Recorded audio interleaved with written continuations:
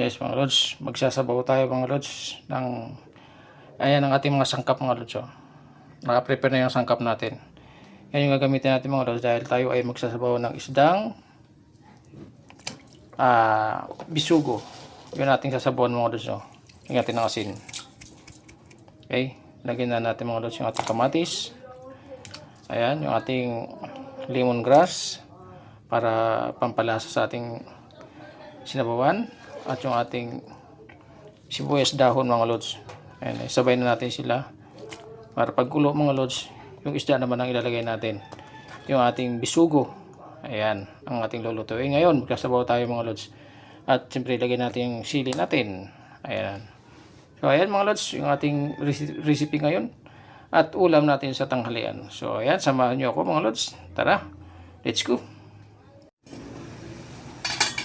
Ayan mga lods, kumulo na yung ating tubig mga lods. Lagyan natin yung isda mga lods.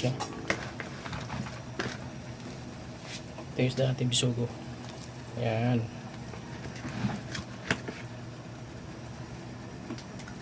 Sarap yan mga lods. Yummy isda na yan. Mataba ito.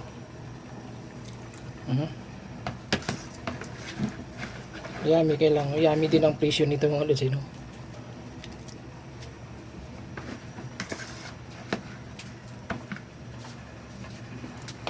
Okay. Pakuluin ulit natin mga lods. Pag kumulo na, timplahan natin ng ating sarap. Okay, takpan ulit natin mga lods.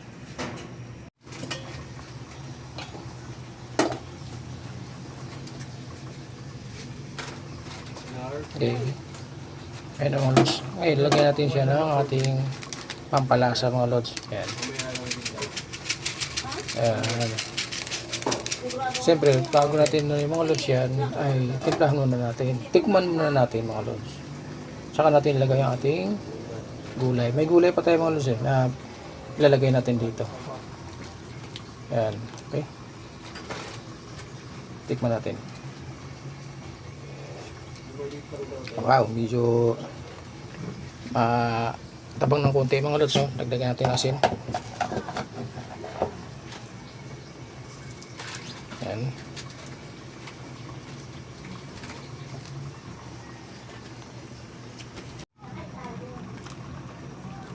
Ayan, tikman natin.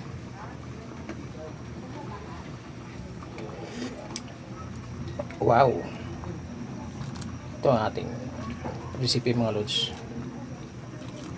Lutong bahay lang ito mga lods. Simple lang, pero hindi natin ipagpapalit ito mga lods, ang ating lutong bahay. Okay, lagyan natin gulay natin mga lods. May gulay pa tayo. Ayan, yung ating gulay na pichay. Dinamihan natin gulay natin mga lods para masarap, kasi masarap ang gulay mga lods Ako mga lods gusto ko yung gulay talaga. Ayan, takpan muna natin. Okay,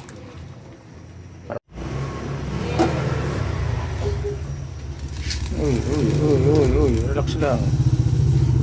Yan natin na po ayan na. Ayan na ang ating sinabawang bisugong isda. Ayan mga lods.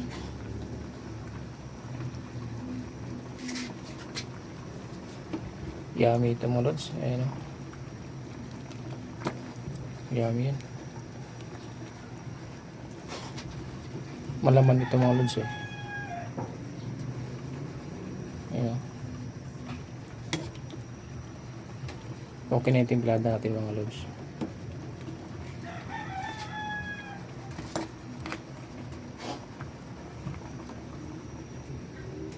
Okay na yan. Yummy na yan mga lods. So ayan na ang ating recipe ngayon mga lods. Ayan na. Okay, luto na yung ating gulay. Ayan na siya. Tikman na natin. Ayan, okay na talaga. Yummy na talaga mga lods. So ayan. Tara, kain na tayo mga lods. Thank you very much. Thank you for watching mga lods. God bless po sa ating lahat. Pansamantala. Bye bye mga lods.